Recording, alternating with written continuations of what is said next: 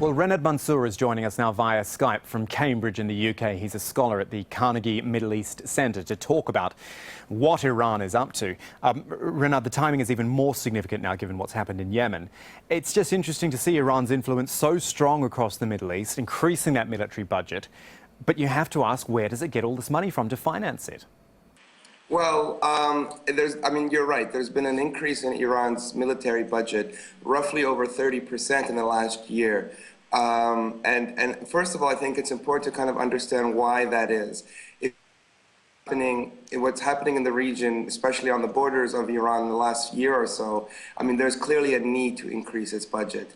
And the biggest example is Iran's involvement in Iraq right now. Whereas Iran used to rely on unconventional and asymmetrical ways of funding proxies in the region, it is very much controlling another army in the sense that, at least in a de facto sense, that the Iraqi Ministry of Interior is very much under, at some form of Iranian control. So, and the Shia militias that are trying to fight against the so-called Islamic State are, in coordination with Iran. You see Qasem Soleimani, the leader of the Quds force, the Iranian force, on the ground.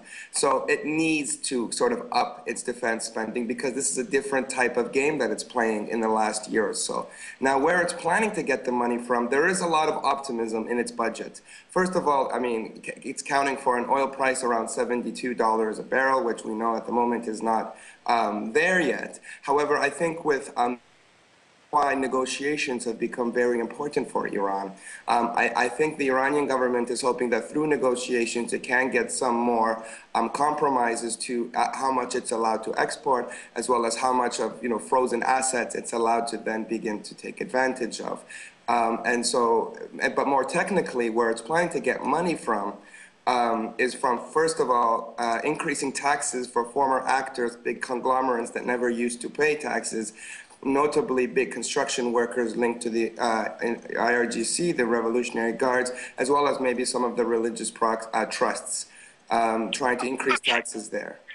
OK, can I go back to the point you made about the $70 a barrel for oil, which is what you said Iran is budgeting for? It may not get that. It certainly hasn't been getting that for a while now, and we don't know what the oil recovery will look like if it indeed happens. So again, I go back to my original question about how Iran can finance all of this when its revenue stream isn't really assured. Right, and you're right to question this, and many people are questioning this. They've kept it there, and that's one of their forms of optimism, but they do have contingencies in plan in case the price of oil doesn't reach there. And so, as I was mentioning, they're decreasing, for example, some of the state salaries. They're bringing it down to about 17% of the budget, and they're finding other ways to try and get money because there is a very real chance, and you're completely right, that the price of oil won't go back to $70 or $72, which is what they've budgeted for.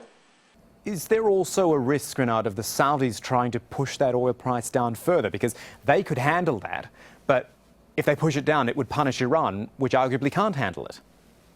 Yeah, and that's right. And actually, if you listen to what's being said on the streets in Iran, there's a lot of conspiracies and a lot of anti-Saudi messaging going on, saying that Saudi Arabia is driving the price of oil down to hurt Iran.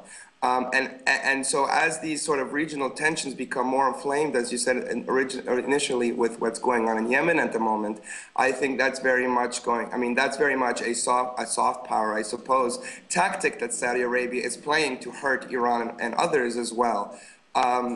However, it's hard to see the price going, much lower than it is, even for Saudi's sake at the moment. I think a lot of experts would agree with that.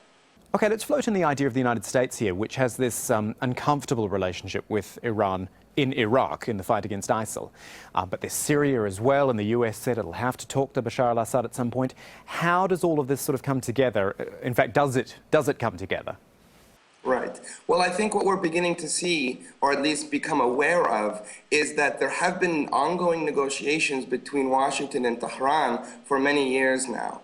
And I think Syria is a consequence of that. So that all the complications of what's going on in Syria and all the injustices and humanitarian issues is because Syria was very much one of the bargaining chips that no one really wanted to play with because of these negotiations. And if you look at rhetoric coming out of, for example, Israel or Saudi Arabia, there is very much fear of what they perceive President Obama is serving as his legacy, which would be to be the president perhaps that could kind of improve relations with Iran. And I think that's based on a realization from the U.S. that a lot of their mistakes in Iraq have perhaps been due to perhaps a fundamental misunderstanding of Iran and Iranian interests, coupled with chances in certain instances, for example, in Iraq, where both of their interests align and converge. That is Renad Mansour talking Iran with us this week. Renad, thank you for your time. Thank you very much.